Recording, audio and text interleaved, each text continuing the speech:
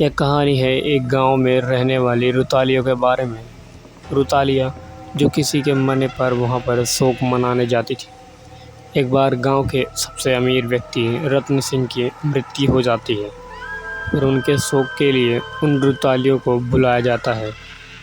सभी रुतालियाँ वहां पर पहुंचती हैं तो उनमें से जो मुख्य रुताली होती है वह उनके भाइयों से पूछती है कि रत्न सिंह की मृत्यु कैसे हुई थी। तो वे सभी बताने से मना कर देते हैं, लेकिन वह बार बार पूछती है तो वे लोग नहीं बताते। फिर वह रुताली कहती है कि हम लोग शोक नहीं मनाएंगे जब तक आप इनकी मृत्यु का कारण नहीं बताएंगे। उनके भाइयों ने कहा, हम तुम्हें बहुत ज़्यादा पैसा देंगे, तुम शोक मना कर जाओ यहाँ से। फिर उन्होंने मना कर दिया और मुख्य रुताली सभी रुतालियों को वापस लेकर चली आई।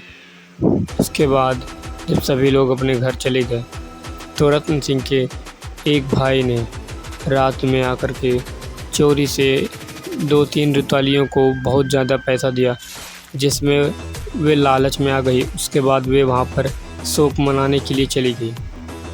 शोक मनाकर जब आई तो अगली सुबह उनके ऊपर किसी साया का नज़र पड़ रहा था।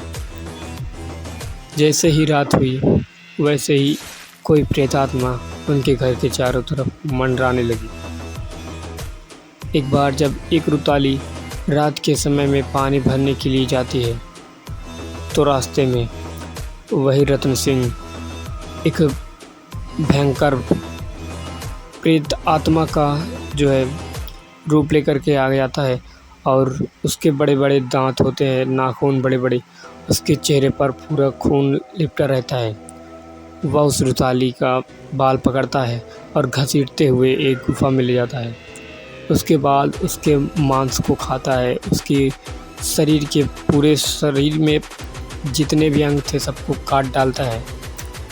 और फिर अगली सुबह जब यह खबर उस रुताली को पता चलती है तो वह रुताली सोचती है कि आखिर यह कैसे हो सकता है, कोई शोक मनाने के लिए भी नहीं गया था। तो सभी रुतालियाँ उन मुख्य रुताली के पास जाती हैं और उनसे यह पूछती हैं कि आपके रहते हुए हमारे ऊपर यह कैसा संकट आ गया है।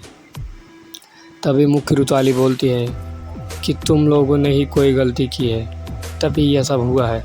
लेकिन उनमें से कोई भी रुताली नहीं बताती है। अगली शाम को फिर से वही घटना घटती है, एक और रुताली की मृत्यु हो जाती है। फिर वह रुताली इसका पता लगाने के लिए एक बाबा के पास जाती है मंदिर में।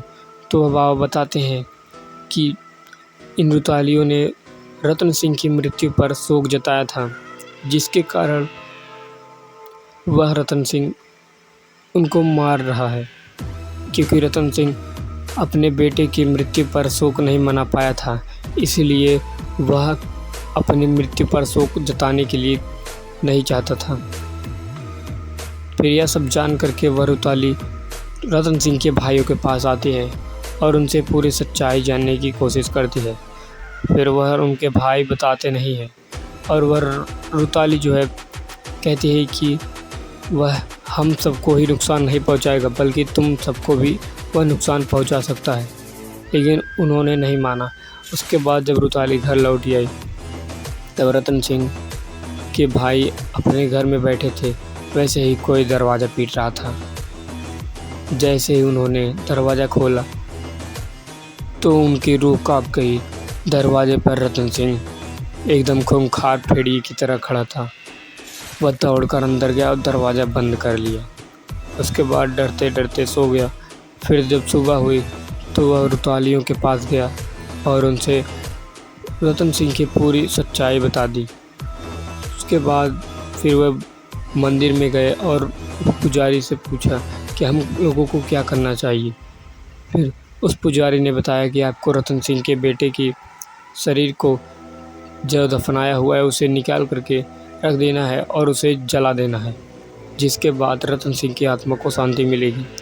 यह काम बहुत ही मुश्किल था, लेकिन उन दोनों